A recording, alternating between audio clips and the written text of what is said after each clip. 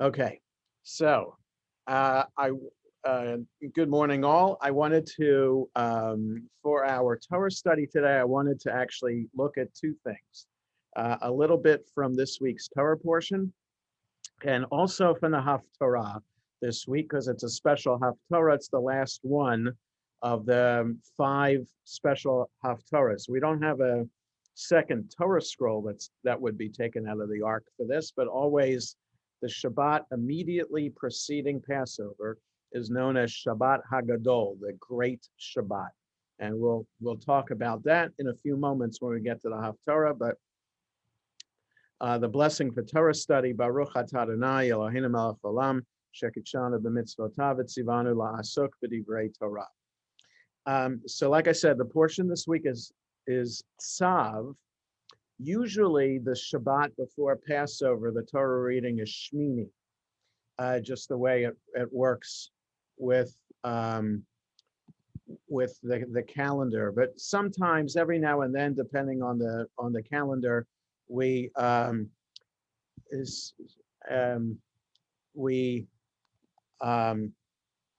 now and then in the calendar, sometimes it's a different Torah reading that comes up. So we want to welcome everybody to Torah study, weekly Torah study here at Sharei Tefillah, and welcome everyone. So this week's portion is Tzav, and if you're following along in the Eitz Chaim, we're on page 613, which I always smile over. 613 commandments. This happens to be the Torah portion for my daughter's bat mitzvah, so it's kind of nice for a bat mitzvah portion to begin on page 613. So the portion continues. If you don't have the Eitz Chaim, it's chapter 6 of the book of Leviticus in whatever edition of the Chumash you're using. So it continues what we talked about last week at the beginning of the book of Leviticus, namely the sacrifices that are offered in the Mishkan, in the portable desert sanctuary, and later in the temple in Jerusalem, and which is really the focus of the entire book of Leviticus, on all the offerings that would be brought, and also laws of purity. I want to look at two comments, and then we'll get to the Haftarah. So let me just begin the Torah reading. Vayidaber Adonai el Moshe lemor. God spoke to Moses, saying, Tzav et Aharon, command Aaron, ve'et banav lemor, and his sons, saying, Zot Torah ha'olah. This is the Torah, this is the law, this is the instructions on how to do the Olah. So we're just beginning the portion Tzav, for those who just joined us. Zot Torah ha'olah. It's translated here as, this is the ritual of the burnt offering. So the Olah is a burnt offering.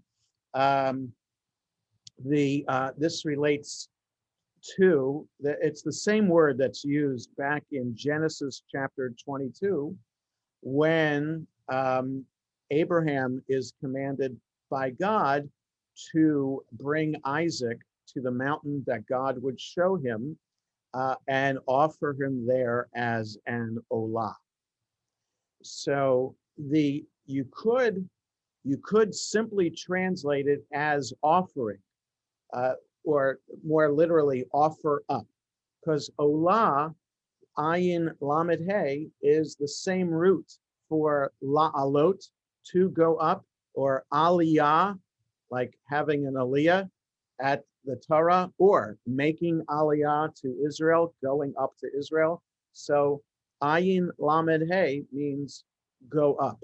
So olah could literally be offering, and that's usually how I translate it, because it makes the story of Abraham and Isaac a little bit more palatable. Not much, but a little bit more, if you translate it just as an offering, because you don't know how Abraham is supposed to offer Isaac to God. But if it is meant in the Leviticus understanding of Olah, then should be translated burnt offering. Okay, so if just looking back at Genesis 22, yes, I'm on page 118 in the Eitz Chaim. Go to the land of Moriah and offer him there as a burnt offering on one of the heights that I will point out to you. So there, the editors of our Chumash decided that to translate Olah there in Genesis based on Olah here in Leviticus. Is that correct to do? I'm not sure, but it certainly seems from context in Genesis that God is intending for Isaac to be offered as literally a sacrifice, which is why Abraham, a few sentences later, is carrying the sticks and the fire to go up to the mountain. Okay, so Olah then, taken from the root, meaning go up, is understood in the Torah's context as a burnt offering. So it's a specific kind of sacrifice. We have other sacrifices that were mentioned in last week's Torah portion, and this just continues with more special sacrifices. We'll see also in this portion the Todah, the thanksgiving offering, the Shlamim, the peace offering, the Asham, the guilt offering, the Chatat, the sin offering. So all of these have, and there's the Tamid, there's the daily offering. All of these have specific purposes, and all are just slightly different in what is being offered and how they are being offered up. Okay. So this is the ritual of the burnt offering. This is the Torah of how to do the Olah. So Torah then is immediately going to provide the commentaries over the centuries a connection to Torah itself, as opposed to the literal narrow translation of the word Torah meaning instruction, right? The word for teacher in Hebrew, whether a woman teacher or a male teacher, is moreh or morah. So teacher comes from the same word as Torah. So what the commentary below the line on, just letting one other person in,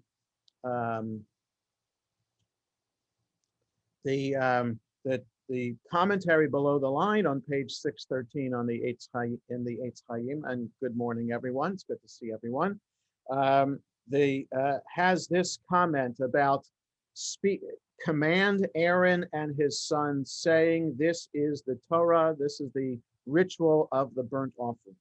So below the line, bottom left, the Talmud reads the Hebrew word Torat, ritual of, as Torah for.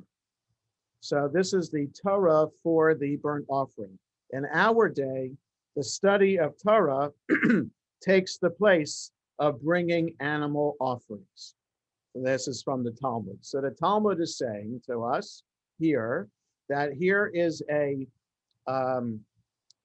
reference in the Torah itself to the day when the temple might be destroyed and we don't have sacrifices to bring, that Torah study itself can take the place of sacrifices. That, in other words, here, from just the way this verse is arranged, we get an understanding of how we can have a different interpretation post-sacrifices, so that we don't have to feel as if the system of Judaism is intended to be sacrifice only, that there is place for other things to take their place, and like Torah study. So then the commentary goes on. If so, then why command Aaron to do this if Torah study, it takes the place of sacrifice? Because Aaron might be reluctant to tell the people that the study of Torah is equivalent to bringing sacrifices. In other words, you command Aaron to tell the people that Torah study can be an equivalent to sacrifices. Why command him to do that? So that he doesn't monopolize how people worship God. That, in other words, the commentary is suggesting here that if Aaron and his sons are chosen by God to offer the sacrifices, then they are not only going to take ownership of that, but they are going to hold it close to their chests and ensure that nobody else has access. Maybe they might feel that way. But here to command them, that to say that there's another option, opens up for the entire community to have access to God. And so that's the idea post destruction of temple in Jerusalem, about this idea that everybody has equal access to God, and everyone has the right to participate. And then the comment ends, that would make the role of the Kohanim less prominent, as it would present the people with an alternative form of worship. So that's one idea about how commentaries find within the Torah itself an allusion to how Judaism evolved from sacrifice to prayer to Torah study. It's one other comment I want to look at before we get to the Haftorah, and that is verse 3 on page 614. So chapter 6, verse 3, whatever edition of Chumash you're using. The lavash hakohen mido vad. The Kohen should wear a linen raiment. Umichnasei vad yilbash al besaro, with linen breeches next to his body. Veherim et hadeshen, and he shall take up the ashes, asher tochal ha'esh, to which the fire has reduced, et ha'olah al hamizbeach, the burnt offering on the altar, v'samo eitzel hamizbeach, and place them beside the altar. So the Kohen has to dress in special garments in order to clean the altar of the ashes and place the ashes next to the altar. Okay, I've always found this fascinating, that the Kohanim themselves have to do the dirty work of the maintenance of the altar itself. So we might imagine the Kohanim involved in preparing the sacrifice and then actually conducting the sacrificial worship. But then what happens when the worship is done? Who cleans up the mess afterwards, right? So, you know, in wherever we go, whatever catered event we go to, the catering staff is in charge of cleanup, whereas the people who are celebrating just go about their business and go home. So, or in synagogue, when services are over, right? Imagine being back in synagogue again for services someday soon. We have custodial staff that helps clean up, right? We have sisterhood members in the kitchen in charge of the kiddush, and you have they're cleaning up the kiddush stuff, but you got custodial staff doing all this, all the other work. But here in the Mishkan itself, and later in the temple in Jerusalem, it's the Kohanim who are doing the work. There, you can't hire out a custodial staff for the temple. It just did not exist. You're not allowed to subcontract that work out. It has to be maintained within the Kohanim family, the family of the Kohanim themselves. Kohanim do all the prep work, they do the sacrifice work, and they do the cleanup as well. So I've always found that fascinating to do that. That cleanup is just as holy as the worship service itself. And below the line, just elaborates on that idea. So below the line on 614, the first act of the Kohen every morning is to put on ordinary clothes and remove the ashes of the previous night's sacrifice. Now, I wouldn't necessarily say there ordinary. These are linen garments. So I really don't know if linen garments are so-called ordinary, but the Kohen is commanded to wear this. So it's specific uniform for cleaning up. So in the morning, the fire that kept burning on the altar all night creates ashes. So this is what the Kohen has to do. This ensures that he never forgets his link to the ordinary people who spend their days in mundane pursuits. So that's one idea. It helps the Kohen connect to the average person who does this work all the time. So the Kohen might think, I'm set aside to do holy work. They have to get the message across that all aspects of the sacrifice, even the cleanup, is holy work. And then, why were the ashes treated with such reverence? The commentary continues. It symbolizes the idea that what was holy yesterday must be treated with respect today as well. So that's another idea too, that the ashes are still holy. Just because the sacrifice itself is reduced to ashes, what the lesson is that it's not just the moment of burning that is the holy worship service. It's the entire process that is holy, right? So preparing the animal for the sacrifice, or preparing the flour that is going to be made into some kind of cake that's offered, whatever kind of offering it is, the preparation is holy work. The offering it up is holy work. And then it stays holy. The holiness doesn't depart once the sacrifice is consumed by fire. It still stays holy. And even though it is past its prime, it's still, as ashes, is still holy. And that's an important lesson that can be applied to anything spiritual. What were the Levites doing? Howard is asking. So it's not exactly clear. It's interesting. The book is called Leviticus. It's not called Priesticus or Kohanicus. It's Leviticus, and I'm not sure why it's called that, because the role of the Leviim here is hardly mentioned at all. We only know from later, from the rabbinic, from the Mishnah and the Talmud, that the Leviim would sing as the sacrifices were being offered. So their role was to sing, and they served as assistants to the Kohanim.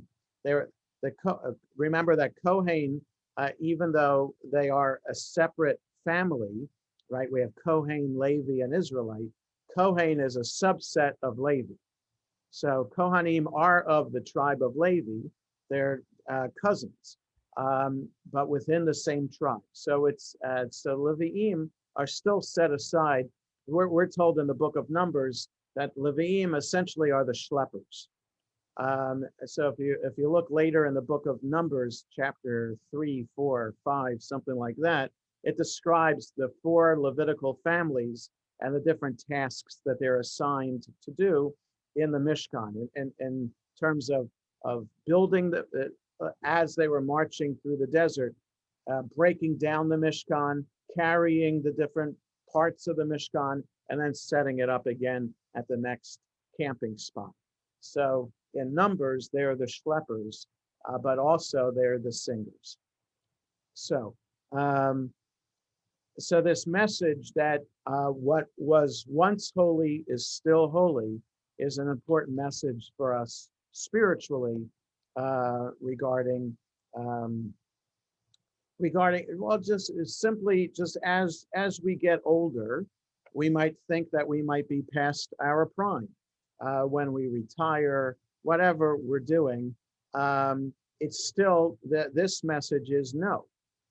We are endowed with holiness from birth, and we stay holy throughout our lives, even though maybe we slow down, maybe we are become ill or incapacitated, we are still endowed with holiness. And that's an important lesson in terms of how we treat others in the community. So these verses aren't just about specifically dealing with the ashes. It's understood to be dealing with other, we can apply this to other elements of the community. So I want us to turn ahead now. In the time we have left, I want to look at the Haftarah for this coming Shabbat, which is Shabbat HaGadol. Like I said, it's always the Shabbat that is immediately preceding Passover is known as Shabbat HaGadol, the Great Shabbat, based on the end of this Haftarah. Usually it's based on the first word or words of the Haftarah, but this time it's based on the end of the Haftarah. It's found in the back of the Eitz Chaim on page 1296. Whatever version of the Chumash you're using, you want to look in a table of contents to special prophetic readings or special Haftarah, look for Shabbat HaGadol, and you can find it there. It's taken from the prophet Malachi, and the Hebrew pronunciation is Malachi, which literally means my angel. Malachi was one of three prophets who prophesied in the land of Israel after the Israelites came back from exile in Babylonia, right? So the first temple was destroyed by the Babylonians. The Babylonians sent the nation of Israel into exile in Babylonia, and 70 years later, Babylonia was conquered by Persia, and Cyrus allowed the Jews to go back to Israel. So Ezra and Nehemiah led the people back to Israel to start the community again in the land of Israel. And the prophets Zechariah, Malachi, and Haggai prophesied during that time, encouraging the people to rebuild the temple in Jerusalem. So they would have a variety of images that they would be speaking about that would encourage, that motivated the people to get to work to rebuild the temple and reestablish sovereignty in the land of Israel. So the message here, we'll read through the Haftarah and see how this relates to the holiday of Passover. So well, let's read it. I'll read it in English. Again, it's chapter 3 of Malachi on page 1296 in the Eitz Chaim. Then the offerings of Judah and Jerusalem shall be pleasing to the Lord, as in the days of yore and in the days of old. But first, I will step forward to contend with you, and I will act as a relentless accuser against those who have no fear of me, who practice sorcery, who commit adultery, who swear falsely, who cheat laborers of their hire, and who subvert the cause of the widow, orphan, and stranger, said the Lord of hosts. Right? So before sacrifices can be pleasing to God, the people of Israel have to eradicate all these pagan, non-Israelite practices from their midst. Not just sorcery, but also being evil to other people in the community. Get rid of that, become good, moral, ethical people, then the sacrifices will be pleasing to God. Verse 6, for I am the Lord, I have not changed, and you are the children of Jacob. You have not ceased to be. Right? So remember, Malachi speaking to the people in Israel after the exile. You're still alive, people of Israel. You survived the exile. You survived the destruction of the temple. You survived the forced move to Babylonia. You maintained community in Babylonia, and you're still here to talk about it 70 years later as we came back. I'm still the God of Israel. You are still the people of Israel. From the very days of your fathers, you have turned away from my laws and have not observed them. Turn back to me, and I will turn back to you, said the Lord of hosts. Right? So so far, why are we reading this on Passover? What does this have to do with Passover? Certainly an element of Passover is that it is the most well observed and popular of all the holidays, especially of the three pilgrimage festivals. This is the most important one, that the entire community had to come to Israel, to Jerusalem, to offer the Passover sacrifice. The families had to go in with other families with a year-old sheep or goat, so a lamb or a kid, to bring as a sacrifice. Everybody would do that. And the message here is, don't just do it for the ritual's sake. Do it to ensure to show that you buy into the whole covenantal system. That God doesn't just want the sacrifice. God wants the sacrifice so that it'll be pleasing if the people of Israel are following through and observing all the other commandments too, and taking care of the poor in the community, etc. Okay, so I think that there's that element behind this, the general teaching of prophets, if only you would come back to God, that there's that element connected to Passover too. Verse 8, ought man to defraud God, yet you are defrauding me. And you ask, have we been defrauding you in tithe? How have we been defrauding you? In tithe and contribution. You are suffering under a curse, yet you go on defrauding me, the whole nation of you. Bring full tithe into the storehouse, and let there be food in my house. And thus put me on the test, to the test, said the Lord of hosts. I will surely open the floodgates of the sky for you, and pour down blessings on you. And I will banish the locusts from you, so that they will not destroy the yield of your soil. And your vines in the field shall no longer miscarry, said the Lord of hosts. And all the nations shall account you happy, for you shall be the most desired of lands, said the Lord of hosts. If only you follow in my ways, God is saying that I'll make sure that you and the land of Israel harvest blessings all the time.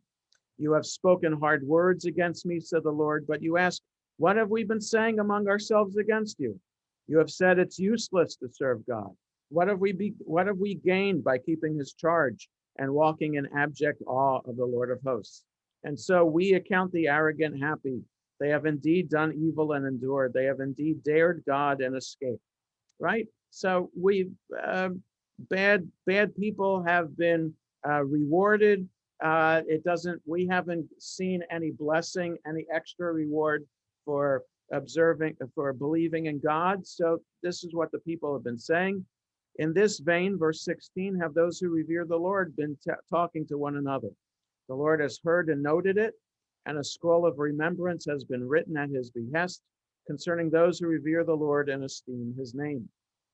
And on the day that I am preparing, said the Lord of hosts, they shall be my treasured possession. I will be tender toward them as a man is tender toward a son who ministers to him. And you shall come to see the difference between the righteous and the wicked, between him who has served God and him who has not served him. So you'll see the day when evil will be punished and the good will be blessed and rewarded. For lo, that day is at hand, burning like an oven. All the arrogant and the doers of evil shall be straw. And the day that is coming, said the Lord of hosts, shall burn them to ashes and leave of them neither stock nor boughs. But for you who revere my name, a son of victory shall rise to bring healing. You shall go forth and stamp like stall-fed calves, and you shall trample the wicked to a pulp, for they shall be dust beneath your feet on the day that I am preparing, said the Lord of hosts. So, in other words, the day is coming that you will see this blessing, and this blessing will make you into a strong nation that will be able to conquer, defeat other nations around them. Be mindful of the teaching of my servant Moses, whom I charged at Chorev with laws and rules for all Israel. Lo, I will send the prophet Elijah to you before the coming of the awesome, fearful day of the Lord. And this is the connection, the direct, very specific, narrow connection to Passover. Hine anochi sholeach lachem. Behold, I am about to send you et Eliah Hanavi, Elijah the prophet, lifnei bo yom Adonai HaGadol v'hanorah, right? Shabbat HaGadol from here, before the before the coming of the awesome, fearful day of the Lord, right? So that we are here reminded that Elijah, who brings the Messiah, this is what Malachi is talking about. The day will come when Israel will be so blessed. Well, they have to return to the covenant first. The land of Israel will be blessed. The harvest will be blessed. The people will be blessed. And then Elijah will come to help bring in, herald this time of great victory for the people of Israel. And verse 24, he shall reconcile parents with children and children with their parents, so that when I come, I do not strike the whole land with utter destruction. So the Haftarah doesn't end here. The chapter ends here, but the Haftarah doesn't end here because the tradition is not to end the Haftarah on a negative note. So you don't want to end the Haftarah with the word utter destruction. So that's why in the small print, you go back and do verse 23 again. So it's the chapter itself in Malachi doesn't have that verse repeated. It's only when we do the Haftarah that we go back and do that verse again. It happens a couple other times. The Haftarah for Shabbat when it's Rosh Chodesh does this. The book of Ecclesiastes, when we sing that on during the holiday of Sukkot, the book of Ecclesiastes ends with a negative note. So when it's sung in synagogue, you go back to the verse before to end on a positive note. So that's why, so Joe Kraut is doing the Haftarah this Shabbat, and he'll read that last sentence again.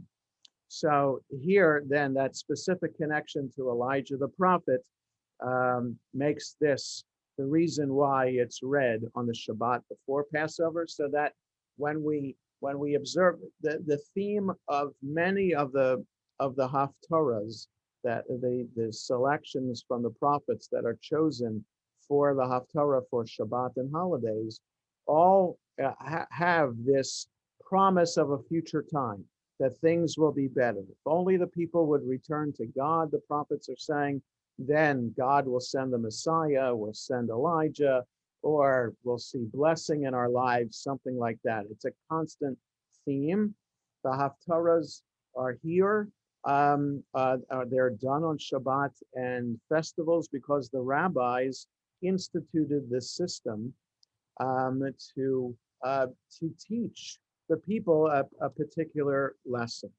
Right. So we know from the Torah itself that the Torah was read publicly. According to the Torah itself, the Torah was read publicly once every 7 years.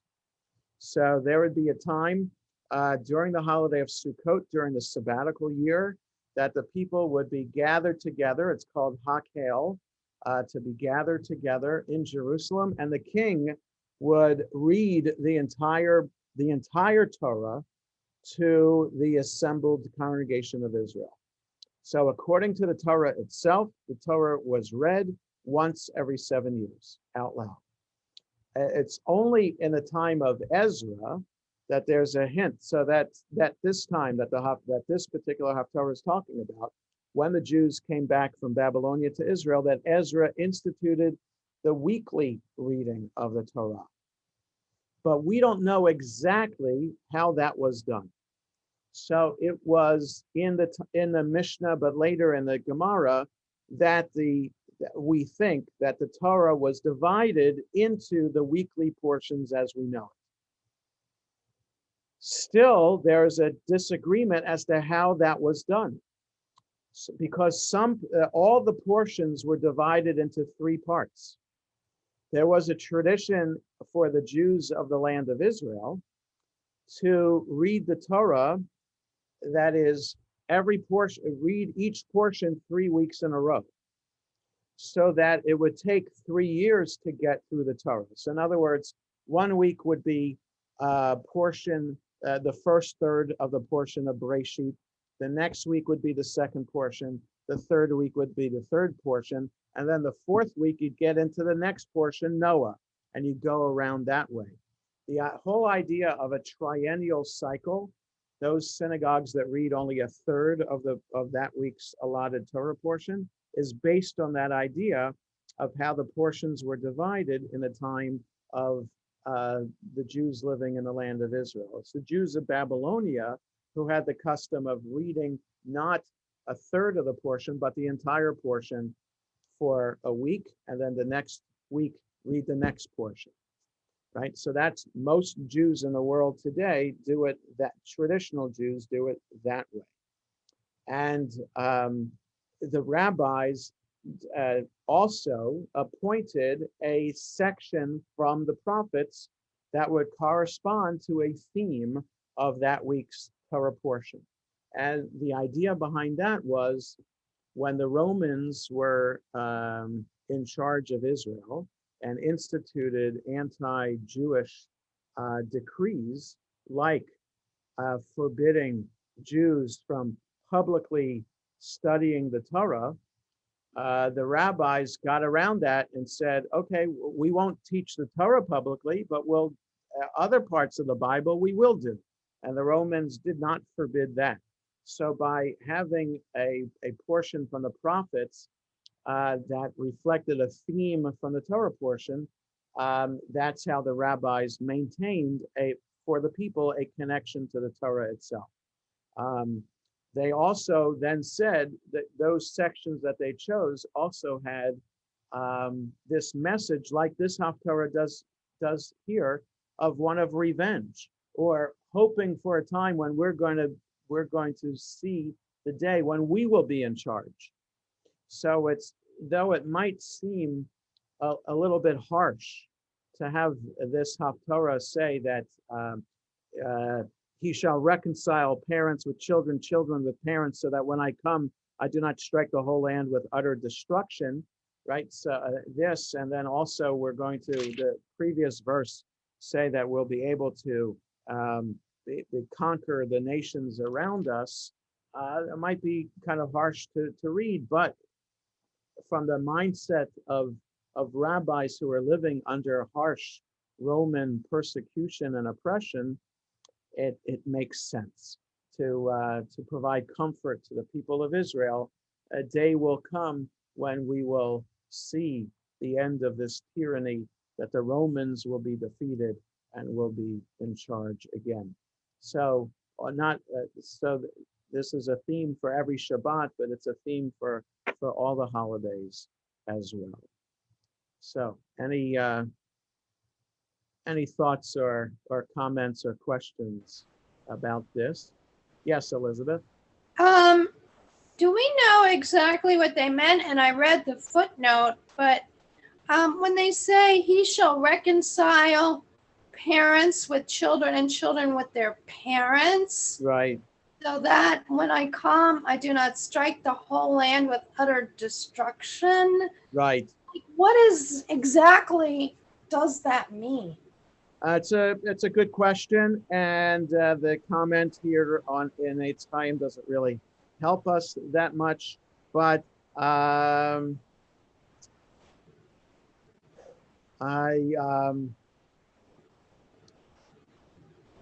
think it's up to whatever homiletical let me, if we don't mind for a moment, let me just get a book off my shelf here that has some commentary on it.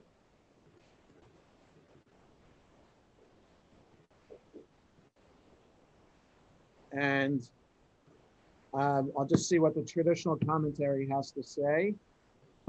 Just a sec.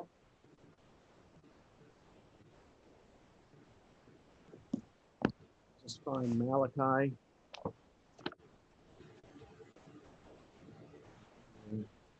There we go. Okay. All right.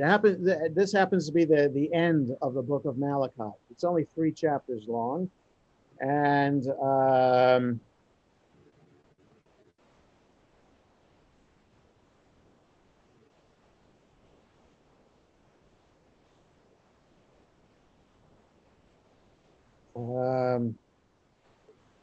okay. So Rashi's comment of reconciling parents with children and children with parents is regarding belief in God. That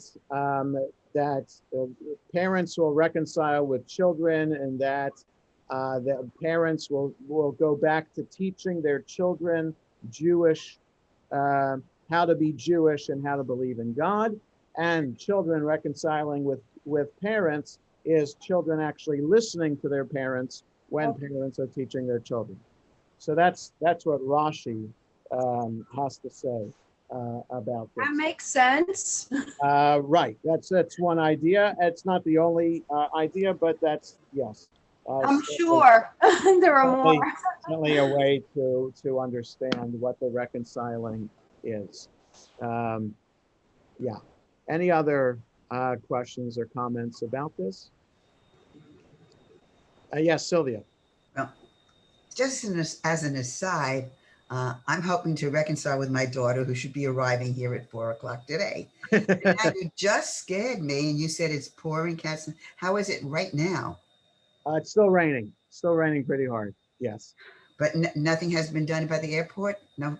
Oh, it's not raining that hard. Oh, No, okay. no. It's not. No, it's not like a thunderstorm or anything like that. No. Okay. No strong winds. It's just a heavy, steady rain. Because I smiled when Elizabeth asked her question. I was just rereading that paragraph and sort of smiling to myself that I'll have an opportunity now to reconcile with my Lisa. Yeah, well, that's good. Well, reconciling here, well, hopefully there's nothing that you have to make up between the two of you. It's just a reunion. Of course. Yeah, it's a happy reunion. Yes. That's wonderful. The only other thing I want to say about Shabbat HaGadol is that in traditional circles, this would be the one of two Shabboses of the year that the rabbi would give an extensive sermon on that particular Shabbat. So the traditional sermon of the rabbi for Shabbat HaGadol would be about the laws of Passover to ensure that the people would be having a kosher Passover. And the other time would be Shabbat Shuvah, the Shabbat between Rosh Hashanah and Yom Kippur, as another time to encourage people to repent and to understand all the laws of teshuvah, the laws of repentance and forgiveness. Okay. So we'll stop here for today. I want to wish everybody a Zisen Pesach, as they say in Yiddish, a sweet Passover, or a Chag Kasher V'Sameach, a happy and kosher Passover. And if you're having family with you, as Sylvia just shared with us, then that will make it that much sweeter this year. Or however you are celebrating the holiday by Zoom as well. Just hope that it'll be a very meaningful holiday for all of you. Take care, everyone. Bye. Happy Passover to everybody. Bye.